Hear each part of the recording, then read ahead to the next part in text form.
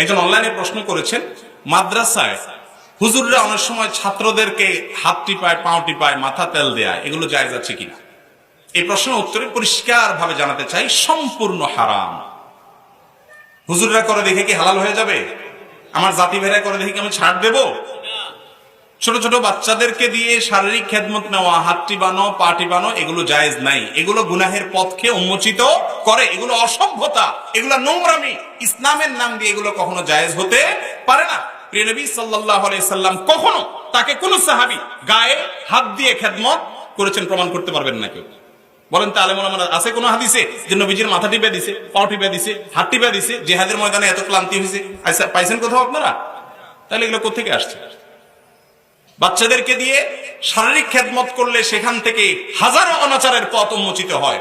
আর ইসলামী ফিকহের একটা মূল নীতি আছে, সাদ্দুজ যারায়ে, গুনাহের দুয়ার বন্ধ করে দিতে হয়।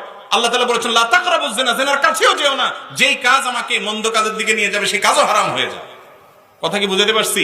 এই জন্য আল্লাহর ওয়াস্তে কোন মাদ্রাসার মক্তবের শিক্ষক কোন বাচ্চাকে দিয়ে শরীরের কোন খেদমত বৈধ আপনি ভালো নিয়তেও কখনো করবেন না। আল্লাহ আমাদেরকে বুঝার তৌফিক দান করুন। তবে হ্যাঁ, বাচ্চাদেরকে অন্য কোন কাজ, যেমন কথার কথা একজন মুরব্বীর একটা পানি আগায় দেওয়ার কাজ, এগুলো তাকে শিখাবেন ভদ্রতা শেখানোর জন্য। রাসূল আকরাম সাল্লাল্লাহু আলাইহি সাল্লামের সাহাবীরা তার খেদমত করতেন। কিরকম খেদমত? সাহাবুস সিওয়াক, সাহাবুন নালাইন, কেউ জুতা নিত, কেউ মেসওয়াক, এগুলো আছে। কিন্তু শরীর টিপাটিপি, এই দুই নম্বরের খেদমত কোন সাহাবী রাসূল আকরাম সাল্লাল্লাহু আলাইহি সাল্লাম করেছেন বলে আমার জানা, বিশেষ করে ছোট বাচ্চারা করেছেন এরকম কোনো প্রমাণ মোটেই নেই।